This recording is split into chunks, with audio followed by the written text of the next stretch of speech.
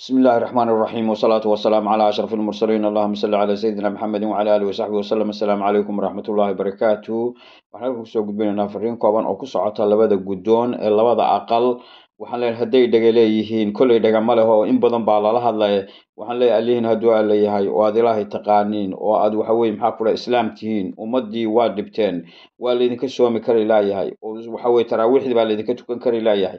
oo waxa weey dadku walwal baad ku rideen oo ummadii waad aftuubteen oo xub ma garanaysaa dalkii waad ku ciyaarteen oo waxa weey waxaad iska hor keenteen ummadii Soomaaliyeed baad kala geynaysaan waxaadna u shaqeynaysaa qayb ka tihiin duulaanka cadow ku soo qaaday Etoobiyaanka badda ku soo badeeni soo weeraray iyo waxa weey maxaa ku raday waxa la midka u adeegayaashooda ayaa tihiin sababtoo ummadii Soomaaliyeed ayaad kala geynaysaan waxa weey ilaahayna waa leedinka caabudi kari laayahay dalkiina waxa weey maxaa ku cadow baad ku tihiin kelmadan yarba oo kooban baan ku soo koobaya waxaan leeyahay ragga beesada qaatee beledkeena dhamaan iyo beecinaya dadkeena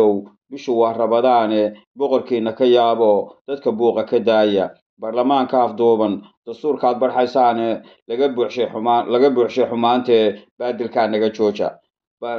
dastuurka aad barxaysaane laga buuxshay xumaanta baadilka naga jooja hadaad alla taqaaniin waa dad islaam tihiin waxa weey maxaa ku leedahay shadaadintii isaga waa la xiray dadku waa idinka cibaadeysan kari laayahay waa leedinka soomi kari laayahay waa leedinka salaadi kari laayahay dadkii waxa weey walwal baad ku rideen war allihin ka baqa oo joojiya waxaanad wadaan dastuurkan aad afduubaysaan malihidin waxa weey dadka iska leh dadka waxa weey ha afduubina oo cadawga ilaahay ha afduubina waynu ognahay cid in dirsatay aad u shaqeynaysan ummaduna way ogtahay ilaahayna waa og yahay idinkuna waad ogtihiin xalana kooxda xalana joogtay cadawga ilaahay baad u shaqeynaysan cid kale waxa weey waxaad ka shaqeynaysan dalkan iyo dadkan sidii maxaa ku dhacay cadawgu uu la wareegi lahaa dadkana loo kala geyn lahaa dadkana uu kala dareeri lahaa dabadna dalka loo la wareegi lahaa taa ayaad ka shaqeynaysan ilaahayna ka baqa. Assalaamu calaykum waraxmatullaahi wabarakaatuh.